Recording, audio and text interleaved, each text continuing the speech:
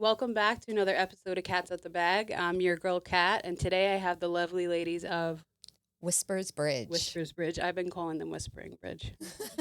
I wasn't correct. So for the people that don't know you guys, and this is your first time on my channel or this whole channel, the whole network. Ours is airing soon, yeah, so Yeah. we're not on anything yet. So just tell the people a little bit about yourself. So I'm Casina. Oh God, where do I begin? When I was 4, no, Yeah. Maybe We'll like- get to that. No. So I got sober when I was 23 years old. I am in my 15th year of recovery. January will be 15 years. I am a mom of 5, 3 of my own, 2 step babies. I own my own business. I used to be this like hot mess chick, and now like it seems like my life is a little bit more put together. Not really. What else about me? I think that's really We'll get it. into more about you Yeah, later. Yeah, But like you just want a brief little blurb. yeah, Okay. Of About Whispers of Bridge. Whispers Bridge. Oh my God! I thought you said about me. It's about me. It's always about Casina. Oh, I thought you said tell us about you. I was like, so. All right, Well, you you're guys gonna as a right? collective. You're editing. I don't edit. I'm live. I love this. You're live Yeah. right now, literally. No, not literally, but I don't edit it ever. I love that. That's fun. Wow, so bold. I love you. All right, Whispers Bridge is a brand new nonprofit. We are a traveling retreat and spiritual workshop organization. So we actually just started this January. And we don't have our own location right now, so we're traveling. We go to all different spots on Long Island, and we have our wellness retreats, recovery retreats for people in 12-step programs. We do a spiritual workshop every month, and then we have a Serenity Saturday, which is kind of like if a workshop and a retreat made a baby, that's what that is. It's like a 6-hour immersive. Nice. You get a little massage. It's nice. And we also have our Bridge Boutique. So we sell a bunch of items, and any money that is raised from that goes to help somebody, a man or a woman in recovery, to come to one of our retreats. Awesome. Yes. Love that. So, what does the name Whispers Bridge symbolize for each of you? You could all take a turn or answer together, whatever. That's interesting because over the years, I kind of just always had this actually bridge mentality because being a medium, I'm literally in the middle of 2 different worlds. So I've always been like the translator from one side to the other. So it always felt like I was a type of bridge for everybody to understand what's happening on the other side. It's freaking so much fun. Mhm. Yeah, so and we realized over the years it's not loud. It's really like you have to quiet down the noise enough to be able to hear the whispers. And then you can start bridging realities yourself. And it is so much fun. So that's what we like to teach people. That's awesome. You guys all Mm. feel the same on that? I do. Yeah, I feel like just the name itself. At first, we were just going to do the bridge, Mm-hmm. right? Because we love that whole concept. Tasia bridging both worlds. In our experience, we literally went from dark to light, in active addiction and everything and what that looked like. Right. And it was like this metaphoric, wow, like we've crossed the bridge. And it doesn't mean the rainbow bridge. We didn't have to die. Yeah. We got close, but like, we're gonna. So I really liked that idea, but it felt like there was something missing. Right. So, you might get to know later how we're like big in signs and all this stuff. So we were trying to figure out what that word was that we were missing. So I was on the phone with Tasia, and as soon as we were literally having that conversation, something's missing. A license plate in front of me said Whispers.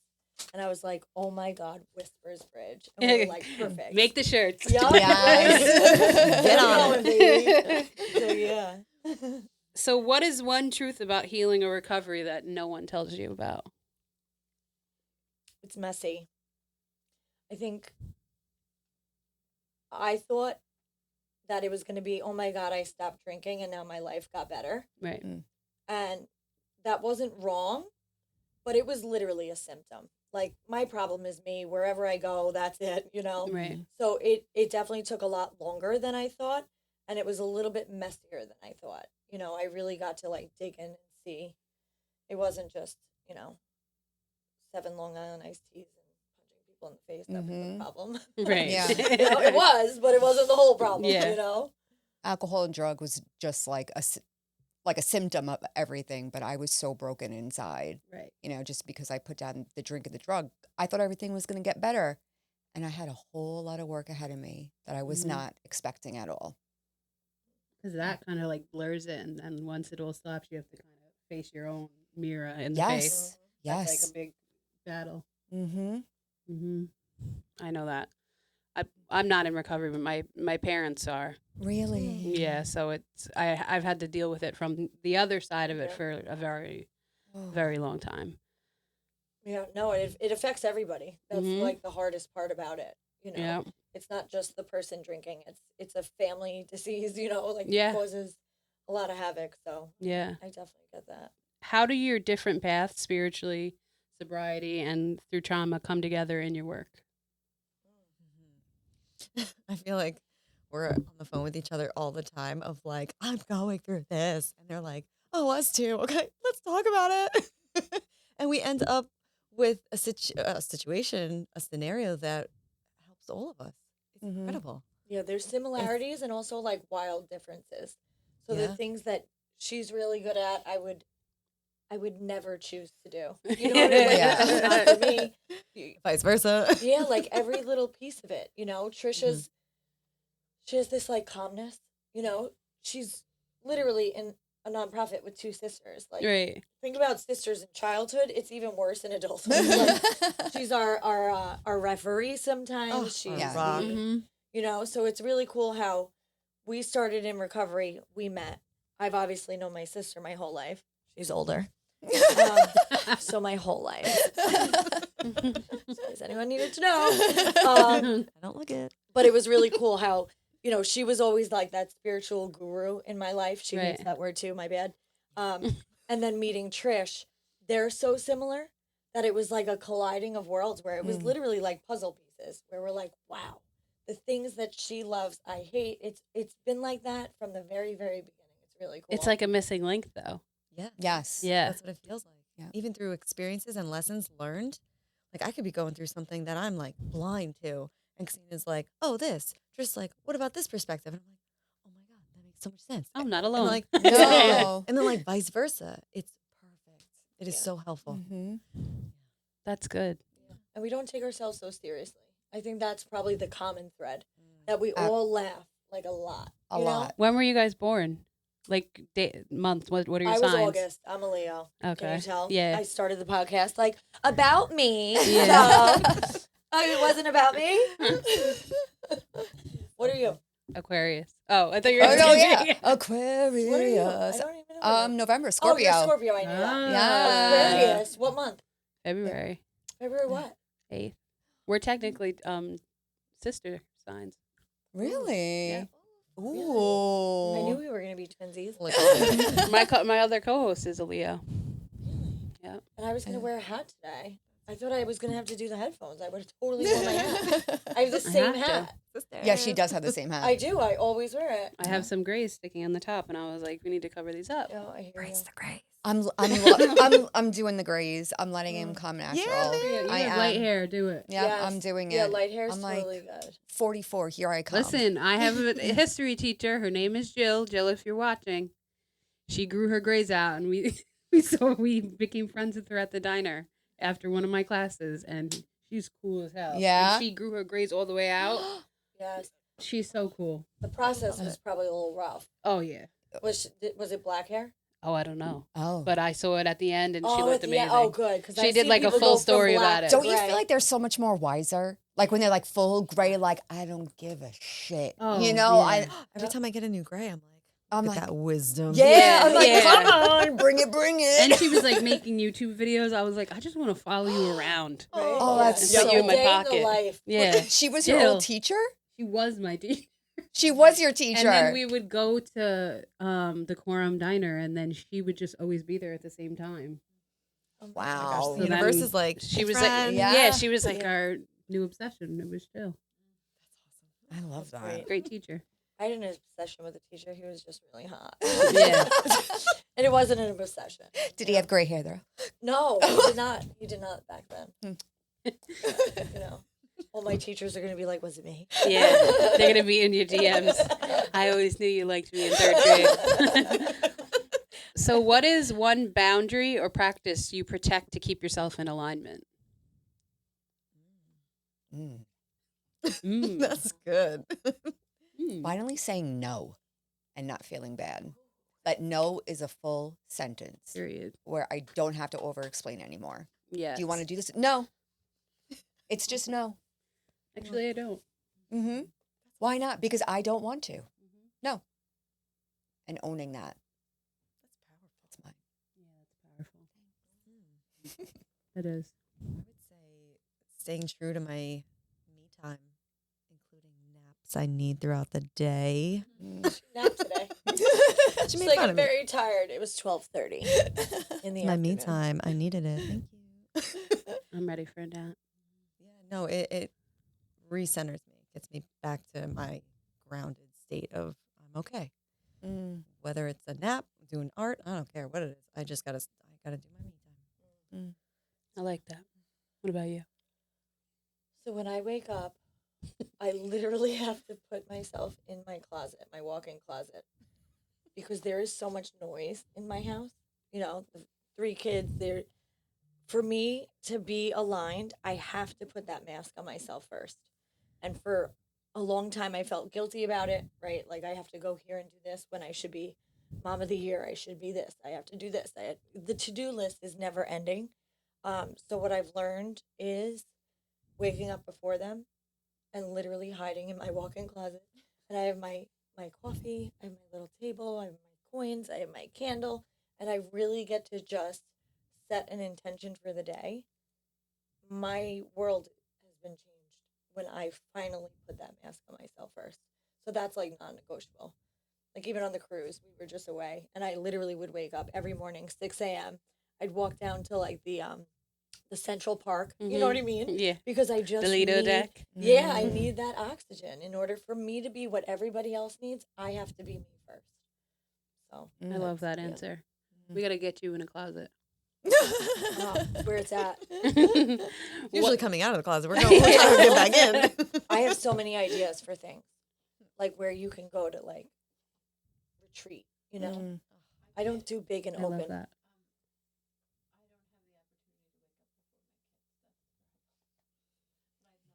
What time do they wake up?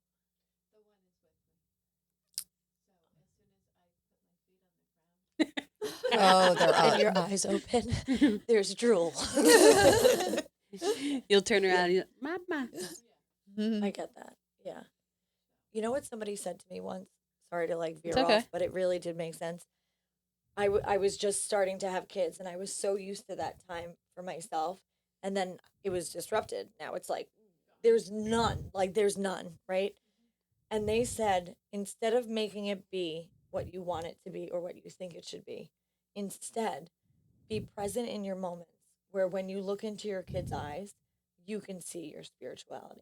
You see it through them. You get to be present with them. And like, just being aware of that, you know what I mean? On the crazy days, I just try and bring myself back to like the moment of being their mom. And it's like, all right, I got a little oxygen for a minute. You know what I mean? It's Right. awareness. It's just remembering, you know? Yeah. You could do that anywhere. In your car, you could do that in your head. It doesn't have to be like a physical spot. It's just the intention of taking time to think and feel peace. I love that. What's something you believed about yourself at your lowest point that you now know was completely untrue? There's so many. I would say having to heal everybody. I don't have to do anything. I'm not responsible for anybody's well-being. That's so liberating, knowing Mhm. that. Oh my gosh, I can't heal you. I can give you the tools. I have so many tools and methods and techniques. It's up to you. Right. Yeah. What about you? Can you repeat the question? I was just going to say that. I'm like, what am I? I can. I don't want What's to get it wrong something- again and talk about myself. What's something you believed about yourself at your lowest point that you now know was untrue? Oh, I do know this one. that I was absolutely unlovable. My actions in my active addiction, I was filled with remorse, disgust, regret, drink it away, and repeat. And it was like, who would ever love somebody that did the things that I did? As far as harming others, myself, like the list went on. It was really, really hard for me to believe that I would be lovable because I didn't love myself either at that point, you know? So I was like, this is life and it sucks, you know? But that's not true. It's not even close to true. You know, even when I was at my worst, people loved me. Right. I just didn't feel it because I didn't even know what that was. I wasn't capable. I was so numb. There wasn't. It was too confusing for me at that time. Right. Really, you know, to just. It was a sad time, you know. But. I was told I was stupid constantly growing up, and that has always stuck with me.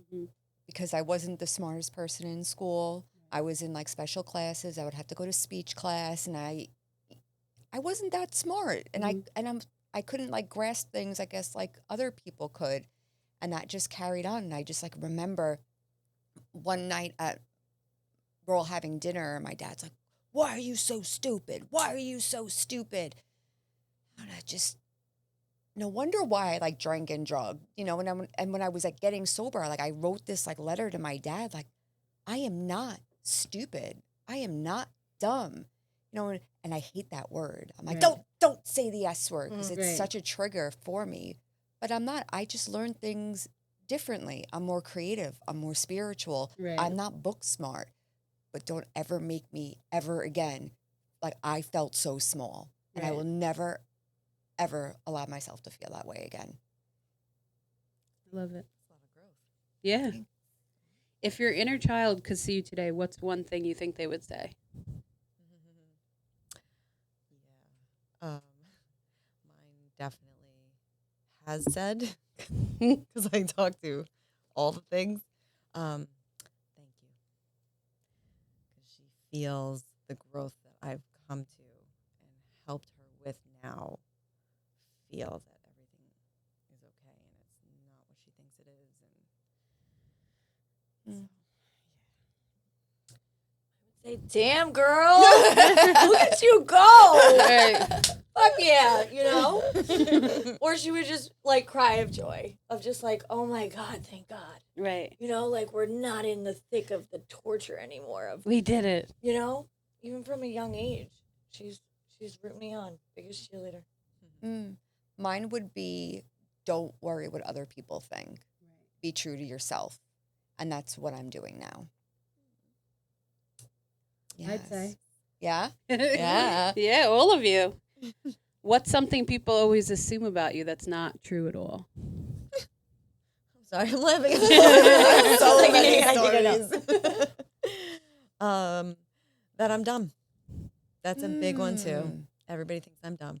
Everybody thinks I'm too airhead. I'm oblivious. Meanwhile, I have too many windows open and I'm observing things that nobody else even can see. Right. So even though I can't see like the car that just passed in front of me like everybody else sees, I'm like, did you see all the spirits around this freaking like car? Like what's happening? Like there's so much more. So I come across like really airhead, and meanwhile I'm just like, you guys don't even know, bro. Yeah. Too much going on. Have you ever been to New Orleans?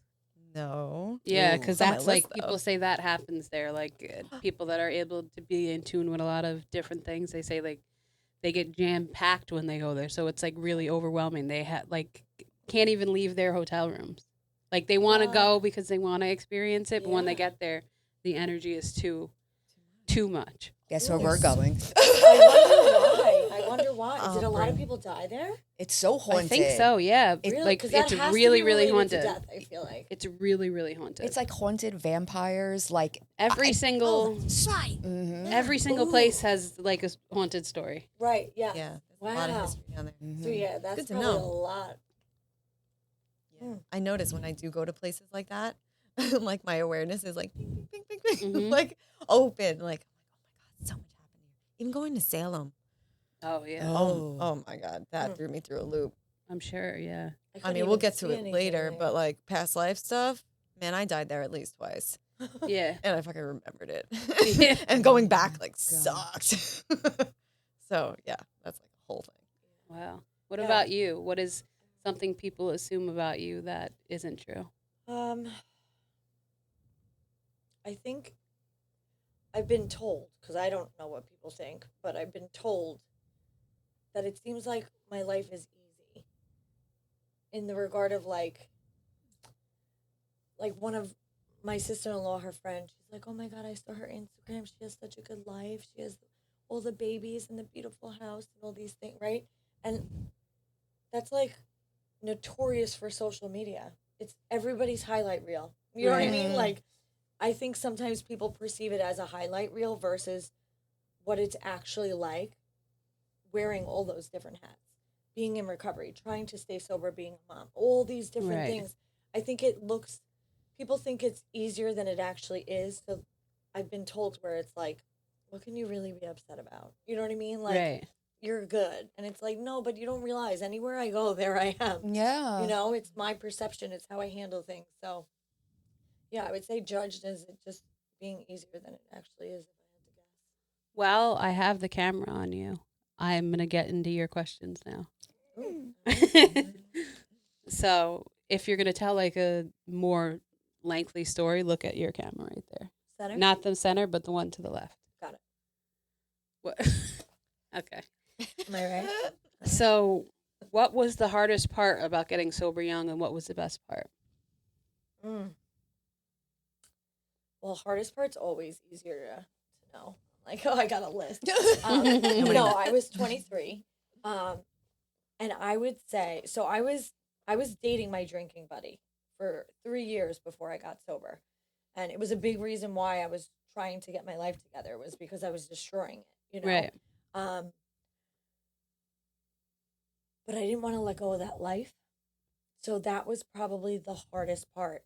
I would do these recovery based things to get better, right? And then I would go to the bar at night, you know, till Yeah. 4 a.m, watching these drunk people. And it for like 3.5 years into my recovery, that I feel like was the hardest time. Everything was raw, everything was heightened. I would go on these roller coaster rides of emotion. Like, I was numb for a long time. So getting unnumb, the emotions were definitely tough. But really just being stuck in between two worlds in a kind of way, you know? It was really, really challenging to not pick up in those places. Did you work in a bar? Nope, I just dated a drinking buddy, and that's what we did. Oh, so even while you were sober, you would still go with him to Oh the my bar? God, all the time. Oh, wow. Yeah, Atlantic City trips, the whole. They were like, first of all, if I'm dating you, you're gonna be a heavy drinker. You know what I Right. mean? Like, I'm an active alcoholic. Like, I didn't Yeah. hang out with people that didn't do what I did. Right. You know, I actually hung out with a lot of people that were worse, so I could be like, I'm not as bad Yeah. as this guy. You know, like, I'm all right. You know what I mean? Look at this dude. You know. So once, you know, I got sober, I was like, well, that wasn't very conducive to my well-being and sobriety Right. because who am I gonna hang out with now? So that was definitely challenging, especially because I didn't want to lose that relationship at the time. I had to be there. I had to still be fun. I had to do all the things a normal 23-year-old would do, but yet I'm trying to figure out how to do it sober, Right. you know? And I was the person who would never, I drank in the shower. I wasn't really sober for long, you know? Right. Like, so to be in public places and all this stuff, that was by far the hardest, was just being stuck in between those two worlds. The best part of getting sober young was More broken gates. fuck off. Best part was, I think I see the best part in hindsight. I think when I was in it, it was really hard to know like what was so great about it, but to see how much I've been able to grow up in recovery. You know, 23 years old, you're a baby. You know what I Right. mean? I didn't feel like a baby. I thought I knew everything, all that stuff, but I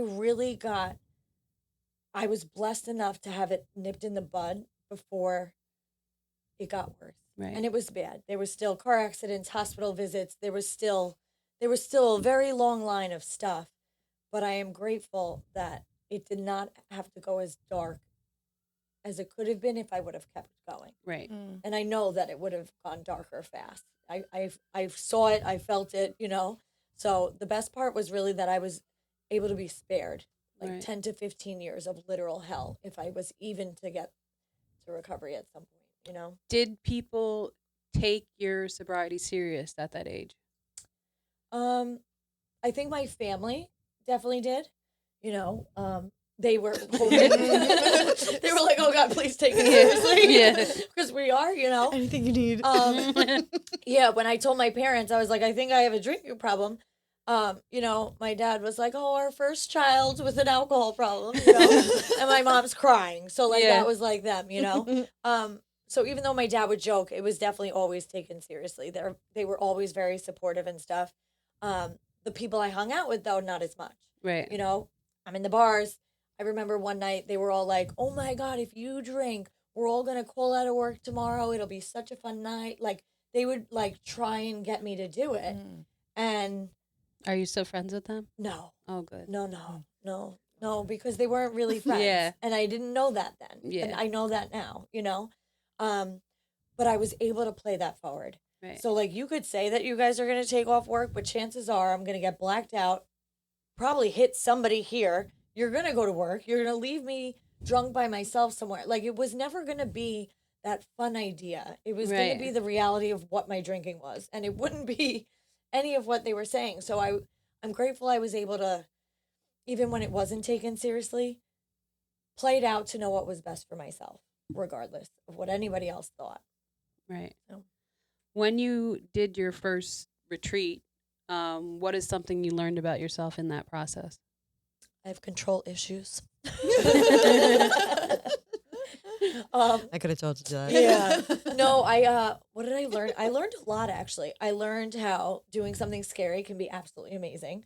You know, to have like it's in Connecticut and all the coordinating and planning and the itinerary and the menu. Like I love to coordinate. You know, Right. it's life. I am out of control in so many areas that I have no say in. You know, when I get to execute an event, I really found like a true passion for that. Like I love seeing like what I feel in myself and creating it so that other people could experience it. Yeah.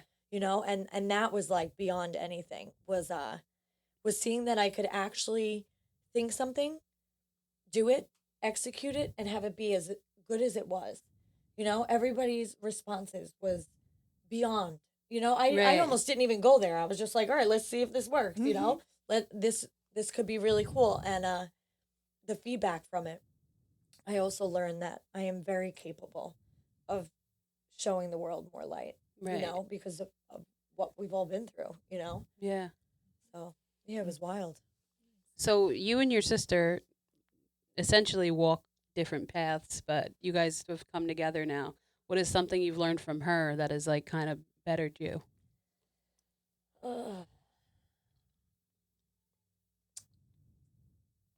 I have learned. Don't drink vodka. No. No. I always joke because I get it. She has taught me so much over the years. I feel like when we were young, it was that sister rivalry, right? And then it was active addiction. Mhm. And I got to see someone set boundaries, even with somebody you love, which I didn't know how to do that. I learned from her the power of connecting to your God, higher power, spirituality, whatever you want to call it. There is something so much bigger. I got to watch her raised in the same house with the same siblings, the same parents, the same everything. I was brought to my knees by 23. And I'm not saying there was catastrophic stuff that happened there, but life was hard. You know what I mean? And I got to see how if you take spirituality as your solution to those things, you don't have to numb it away. You don't have to drink it away. You don't have to smoke it away. You get so much more strength outside of yourself when you can connect like that. That's what I've been able to realign with. You know, I wasn't the kid who meditated. she's having like outer body experiences. I'm like, I can't even like breathe through my nose. Right. She broke it. She broke my nose. Oh my goodness. God. Topic so for another sorry. day. But, you know what I mean? We were I like didn't 10. do any of the things she did, but I got to watch what she did. I Right. saw what she did and how she lived and what she got through and what it was. So yeah, she's taught me a lot, man. Pretty wild. Oh, I love that. So Love we're that. moving on to you. Ooh. Mr. Shine. Can you move her camera just a little bit more towards her? That one? Towards you. Yeah. Oh, hey, girl, hey. Hi. Okay. So, can you paint a picture of the 13-year-old version of yourself and what was she carrying? I was carrying guilt and shame and not knowing the person that I was at all. I could not speak up for myself at all, couldn't express myself. If there was in my household, if I was feeling a certain way and I tried to express it, it'd be like, you're fine, go to your room. And then in my room by myself, it was just me and my mind. And my mind was like, you're not good enough. You're this, you're that, you're this, you're that. And then that's when I started drinking and drugging. I remember being at Davis Park in Fire Island, and that's when I had my first beer. And then, the next month it was like, oh, what's this marijuana stuff? And like getting high in like a fort and then like walking to McDonald's, and yeah. And then once I put drugs and alcohol in my body, all of those negative thoughts, they just went away. So of course I wanted to feel like this all of the time because Right. I hated what was in here. I hated myself. How did your definition of love change as you began to heal? I did not love myself at all. And once I got into recovery and started having all these people love me just for who I was, then I really started to put work into myself and like go through the steps and talk to like-minded people. And they didn't make me feel crazy. They lifted me up when I could never lift myself up. And then I started to love myself. So, what did early sobriety look like for you? Was it just always like you felt like very welcomed by the surrounding group that you had? I felt so welcomed. And I remember walking in and I'm like, these people are not going to be able to understand me at all. Right. But I'm just going to sit here. And at my first meeting, I started hearing like people talk like, my family is this way. They don't talk about their feelings. I was like, I'm like that, And Yeah. I couldn't realize how much I was relating to all of these people. And there was like one girl, she was chairing the meeting and she's laughing and having a good time. I'm like, am I ever going to feel that way? Because I feel so hurt and disgusted with myself, and being able to stick with it and realizing there's even more addictions that I had. Because that first year of sobriety was like, I completely ate everything. Sugar was my number one friend. And I was, but then things just started to change, in me. And I started to love myself. And I was like, I need to get healthy. Like, I want to be the best version of myself. Right. That's where it started. I'm telling you, the meetings, like we would go. So like both of my parents are in recovery. My dad just passed away. But we would go to the meetings. I would go just to hear the people talk. Those stories of people. I walked out. I walked out and I was. You're like, I can relate. I'm a little I was like, I'm nervous. coming back next week.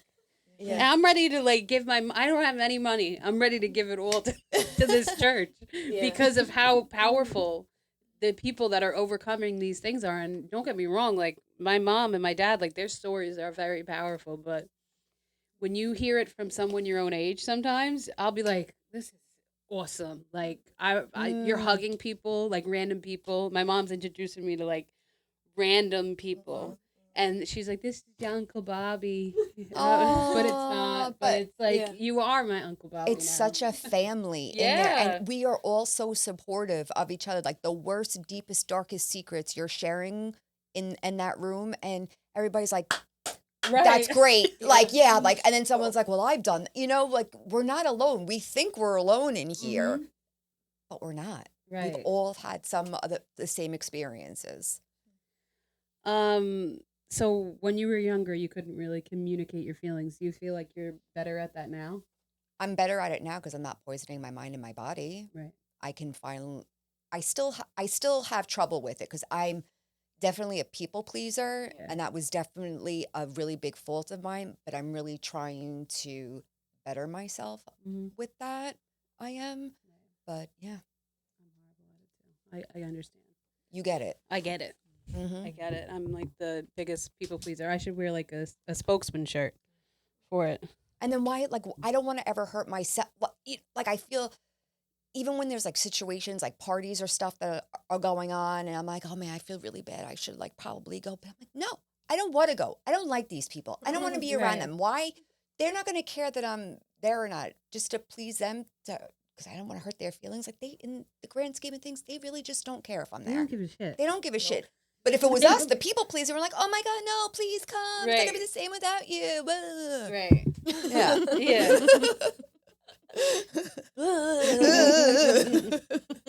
Please come. Uh-huh. So, now we're on to you. Oh, snap. You talk about seeing angels and beings. Can you take us into what that actually feels or looks like? Oh, yeah. My God, ready? Is ready. What is around her? What angel? All right. A ghost like punches. Oh, you want to feel it? Oh, I didn't even joke about that. My grandma slapped me upside the head one time, and I had a headache for 2 days. After On the other death, side. After, yeah, She was dead. she hit us a lot, but Yeah, like whack upside the head, and I felt her freaking hand go through my head, and it was a headache as her hand was going through my head. I'm like, I'm sorry, I'll never joke about you I again. love you. Yeah, man. Anyway, so besides that, that usually doesn't happen to people. Right. Okay, so when I see angels and beings, everybody has like an energetic signature, like a vibe. And like, let's say a person with pigtails, like the pigtails give you a certain vibe of pigtails. It's like that. So everybody has that something on the other side. Because like, let's say I'll have a medium session with somebody, see them 5 years later, forget who they are, the person. I'll remember their guide by meeting the guide again because it was such an energetic signature. Like, Mhm. oh my God, I remember you and your whole story. Right. It comes through that way. Yeah, and it's pretty cool because the more you get to do it, the more you get to realize who's genuine or not. Right. Because then the more energetic signatures and vibes that you feel out on genuine intentional beings, the moment you have something of like, something's off, listen to that because it is legit and they're trying to fake you out and like mess with you. So it's like a really good tool technique to like, Right. pay attention to what those feel like. Yeah. That's awesome. Because I'm like I'm not anything, but I am Oh, you so are. good Oh, at you are reading so many. people. Ooh. So like if I'll meet, Ben will bring someone around and I'll meet them like one time and I'll be like, this isn't gonna work out for you like the way you think it is, and he'll be like, what do you mean? And then the guy will fuck him over, or he'll go on. Like we had this one guy, we don't even talk about him on here anymore, but he left and like he was in it for like clout chasing and would just Oh. go online and talk bad about us every single day and like Oh. say the craziest stuff. And it was like, but I was like, I warned you that this guy was like, he was bad news. He was just like not a good guy. I was like, you gotta trust your gut. My gut is always right when it comes to certain things like that. So it's good to know. Good And she is high vibration. Oh, yeah. Yeah. Yeah. But we got that just from like texts. Yeah. I'm like, Yeah. chick. How do past lives show up for people, and do they usually mirror trauma or people? Yes. Yes, across the board. I've had a lot of experience with past life stuff, and I see it come through in multiple ways. The first one being just people are randomly drawn to like very weird hobbies, and it's because you literally just came from life surrounded in that hobby. Like let's say sword fighting or something. You were like some like really intense dude with a sword fighting people all the time. Right. Wow. So it's stuff like that that can come through. Even if you're fearful of something very specific, that's also a big red flag of like for a long time I was scared of drowning and fire. Me and fire, it sounds weird, but we had a rocky relationship. Mhm. And I remember doing my past life work that I was burned to death. Right. So I was like, absolutely not. I won't go near it. Well, back then, I had to like mend my relationship with fire. Yeah. Wild. But it was helpful knowing where it came from. So it could be like, it's not now, it's different. and stuff Is like that like essentially your soul remembering that you were burned alive? Okay. Yeah, that fear of it is like this treated me bad before, don't go near it. Right. It's not good. But yeah. And then there's Mm. even like when you feel just randomly drawn to somebody, like a stranger, Mm-hmm. you just instantly know this person because you're just picking up where you left off because you guys were just best friends in another life. Right. It's freaking awesome. Yeah, I love that Yeah. Mm. because you could go your whole lives, I feel like, without meeting someone, and then you meet them, and you're like, "Where have you been?" Yeah, exactly. And then it's wild because the whole lifetime you had to like learn your lessons, they had to learn theirs, and you come together at literally the most divine timing to like help teach each other that because you guys are like Right. spiritually bound together to like help each other grow. Do you feel like people are sent into your life to teach you lessons? Yes. Yeah. I want to Good say a 10-year question. mistake, but it's not a mistake. It's a learning lesson. Learning lesson. Want to Yeah. punch him in the face, but Mhm. it's all good. Right. That lesson was like the biggest of my life because it actually did teach me like worthiness, self-love, like I'm valid. Right. Yeah. And it's actually, I had a past life with him as well. And I didn't learn the lessons then. And look at Now what he's he's freaking back. back. And then Mhm. I finally was like, screw this because it was a reoccurring life theme lesson that also happens with past life stuff. If you don't learn it and you die, you come back and do it again. Right. So I'm like, I was over it. So I'm like, universe, divine, God, whatever, whoever you are, help me. Mm. Right. So I just put it out there, open playing field, show me what I got to know. And then I finally allowed myself to learn these lessons. 10 years later. It's hard work Yeah. though, right? Because you Yeah, man. really have to like train yourself not to go Sucks. in the path that you want to go. Yeah. It's also comfort too, Yeah. like the familiarity of things. Mm. You Yeah. know, that you don't even know until you, like, she's read my past lives before, where I'm like, oh my god, there's things it's wild. What? Toxicity is familiar. Yeah. It's Mm. comfortable. We know how to operate there because Mhm. we've been in it so much. Doesn't mean it's healthy for us. Right. Mm. But then it takes the hard work to get out of Right. Even Mm. like I was with my ex for years and he cheated on me and then I was like, "Oh my god, this is the end of my life." And then like years later, I looked back on it and I was like, we were like brother and sister at that point. Like I kind of understood now after growth why it could have happened because of how like comfortable we were Mm. in it. Like we were just like roommates hanging out. it. Mm. Like in the moment, you would have thought like I was younger too, so like you would have thought like someone like chopped my head off. Yeah. Mm. Oh god. But Yeah. like now I'm just like that was nothing. Yeah. Come on. It I mean, in wasn't past nothing, life- but like it no, was but it was hindsight is everything. yeah, Like, like it when was you're just in like it, it's so much bigger. Yes. oh, it's you so know? much bigger. But Mhm. it's cool that when you do, you start to like dig in. She's done my past lives. I remember the African American baby that I would always hold, and then Yeah. a past life I had African American children. Like I was 3 years old, and I would pick out the black doll. You know what I Yeah. mean? Like everyone's like, why? You know, like why would I? It was You know, adorable. like Right. but I was always drawn to that, and it turned out that was who I had in my past life. It's not always None the of it same mattered. female, Yeah. male, Mhm. ethnicity, everything changes. She's done some wild stuff with the things she pulls out. Where I'm like, oh, my God. I want to know more all about it. Yeah. But let me finish your questions. For someone new to spirituality or skeptical of energy work, what's a gentle entry point to have like a feeling of the unseen? like across the board, it is just being open-minded and willing. That's it. You don't have to meditate for 10 hours in, cross-legged position. Like none of that. Just be open-minded and willing to hear hear or see, and the universe is like super excited about even just that, and then like will rush things towards you. Like sometimes it can be too much, and it's like, slow down, please. I'm gonna freak out. Yeah. But they get excited. You're finally like open just a little bit Right. because they want to communicate. Right. It's freaking so fun for them. Have you ever gotten a reading during a retreat or anything that's really shifted your experience there?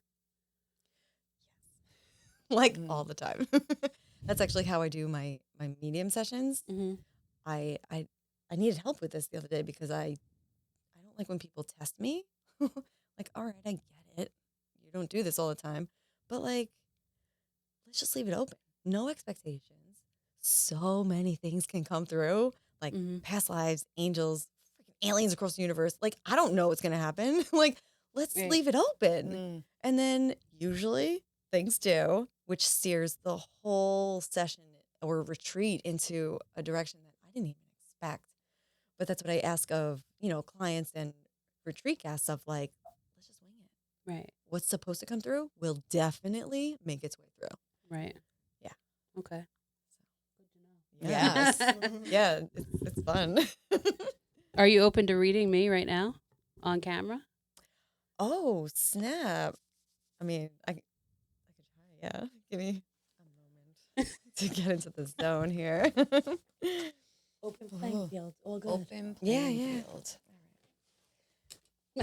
Oh. Hit the lights. There was like a whole. It's so lame, but I can't do it with jewelry on, so I gotta take No, my I little love things it. off. She does stuff with her hands too. Yeah, I noticed the metal in the jewelry kind of like messes things up sometimes.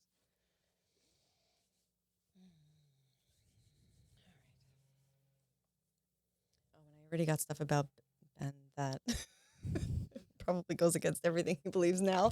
I'm like, I won't tell him. Someone came through for him. Yeah. Oh, I want to know who. Yeah, but because we know he's not. Yeah. Yeah. Yeah, I'll tell you. Okay. Well, I'll ask his guys first, and then maybe I'll tell you. Okay. All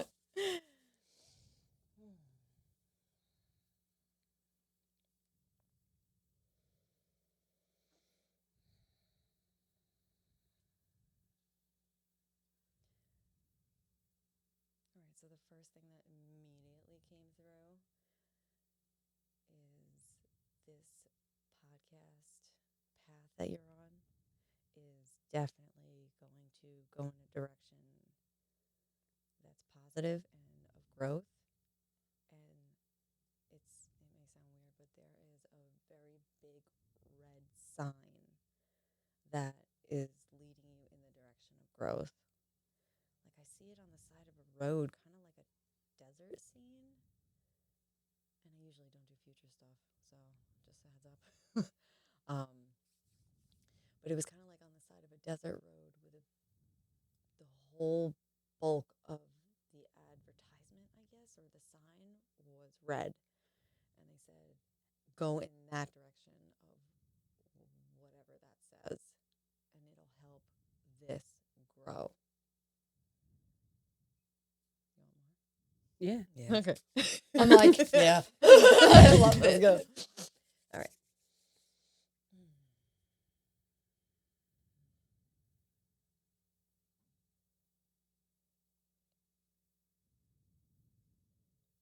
I see a trailer,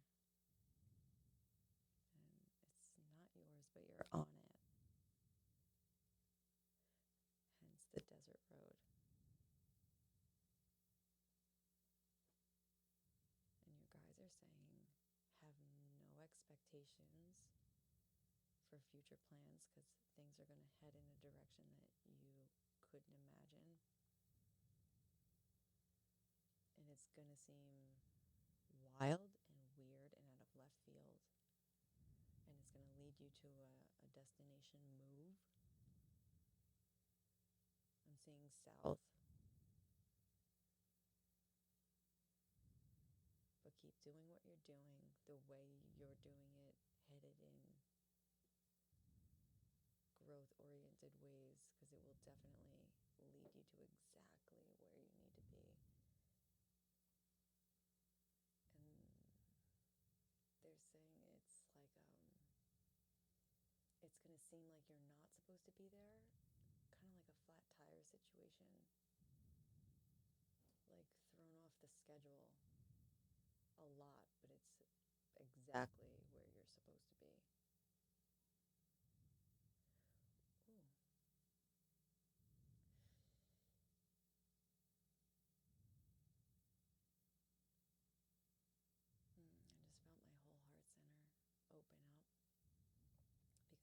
Ooh.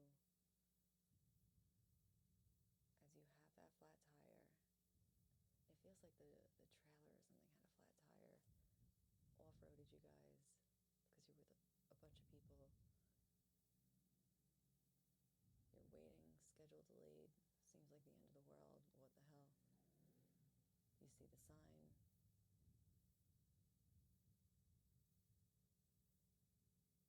It's like a life-changing moment. And they said to remember this and to follow it because you're going to feel it in your whole chest.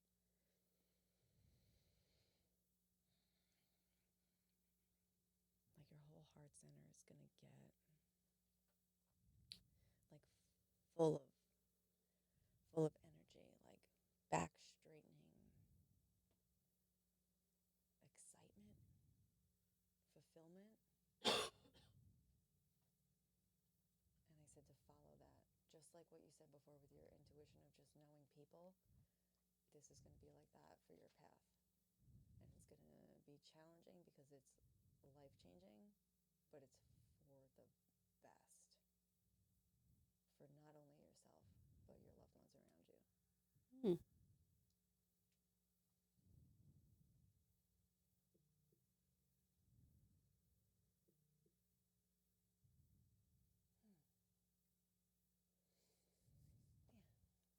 Interesting. Oh, my heart feels fun. Did you just take on my anxiety? It's not anxiety, it's awareness. Oh, I love that. Mm. That was a really nice something. It feels like your heart center when that happens is just full of love. And What happens for you when you do medium readings?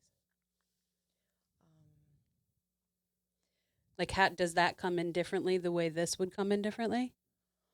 I'm gonna snap out of it a little bit. Sometimes it happens just like this, especially when the messages are more specific. I gotta like close and go quiet and really listen to what they're saying. But other times I could just be sitting there with my eyes open, and these beings just pop in and be like, "Hey, I'm here. Listen to me." Like in my face. I'm like, "All right, I see you. What?" Mm-hmm. Okay, getting back to normal. Oh, that was so fun. Well, thank you so much. You're very welcome. I can't wait for it to happen.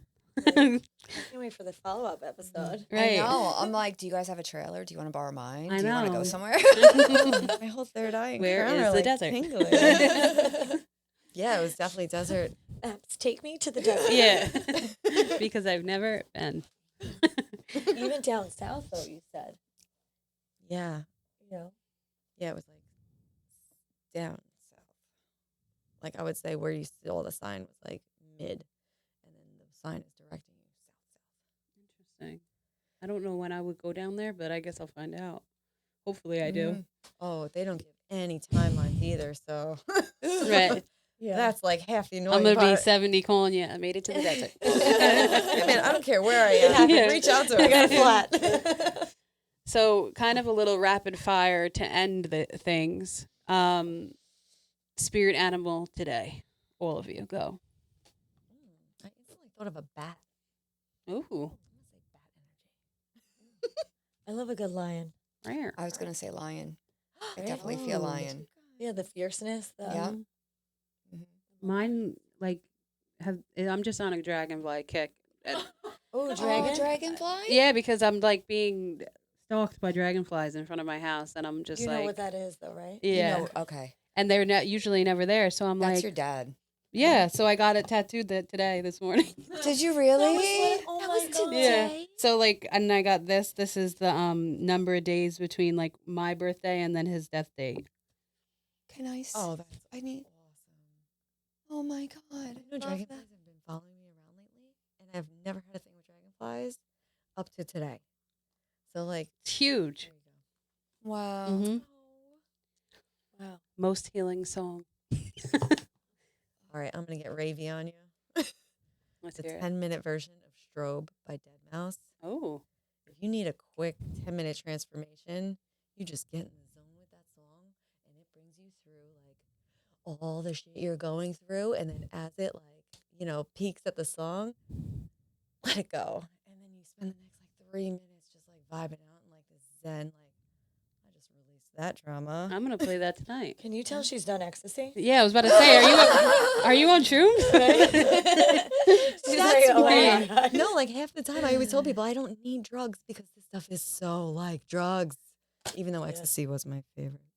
Mine too, and I like would take 8 of them at a time. I was always jealous. She would be in the room, like just Just loving vibing. life, and I'm like, too much coke I've had to feel that. God. Song. I would say anything reggae. I love a good reggae. Oh, Puts me in such a good mood. So chill. The noise in my head calms down. Yeah. You know, a good Bob Marley, Three Little Birds. Oh yeah. You know, just like, Yeah. you know. I love the song "The Perfect Circle," 3 Libras, because it just reminded me of my alcoholism so much. Like that was like me, this voice in my head, and it's like you don't see me. Like my disease never saw the true me. Right. Like I'm obsessed with that song. It talks about like falling angels. Like that song just like gets me. Oh, I love that. Mm-hmm. What is your dream retreat location? Villa pops in my head. Yeah, I'm thinking Bora Bora on the, you know, the little huts on the water. Everyone gets their own hut. Oh yeah. You know, you have like drumming music, Yeah. wind blowing, Yeah, a little powder cool at sugar night. sand.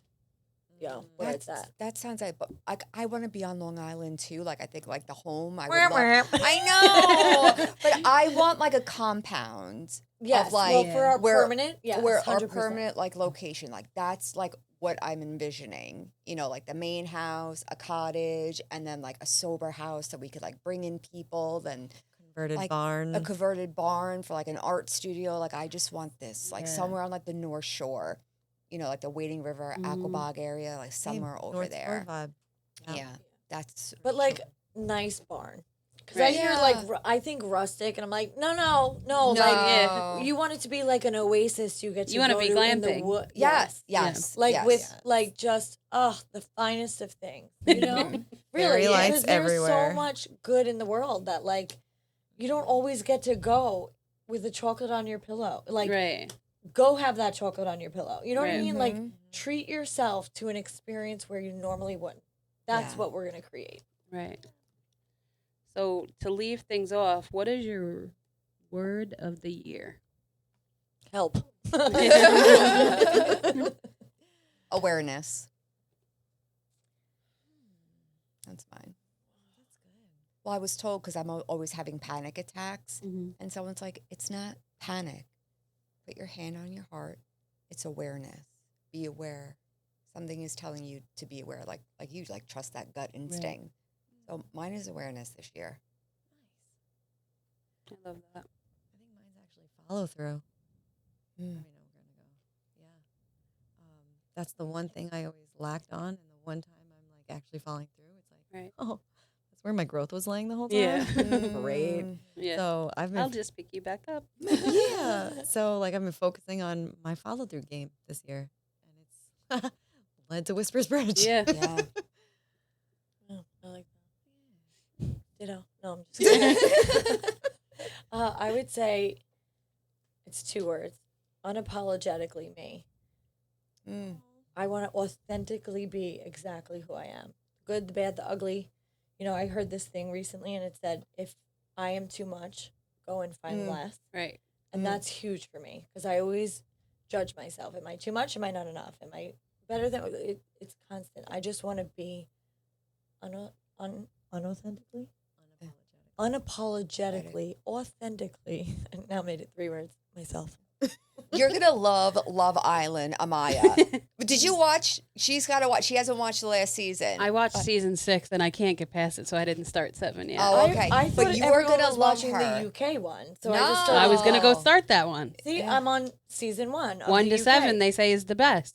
of the UK, one. UK. Oh, see, yeah, I'm in 1 so far. It's great. No, she's I like, can't understand them though. Subtitles all the way, Yeah, but I'm Yeah. also a subtitle girl. me too. My she's like, if hearing I'm is not your off. cup of tea, then just don't drink from me. And it was Oh, like, period. oh my Yes. gosh. And she's Ooh. from Brooklyn or Queens or something. Mhm. I I'm love wondering why you brought it up. Mhm. Sense. Yeah.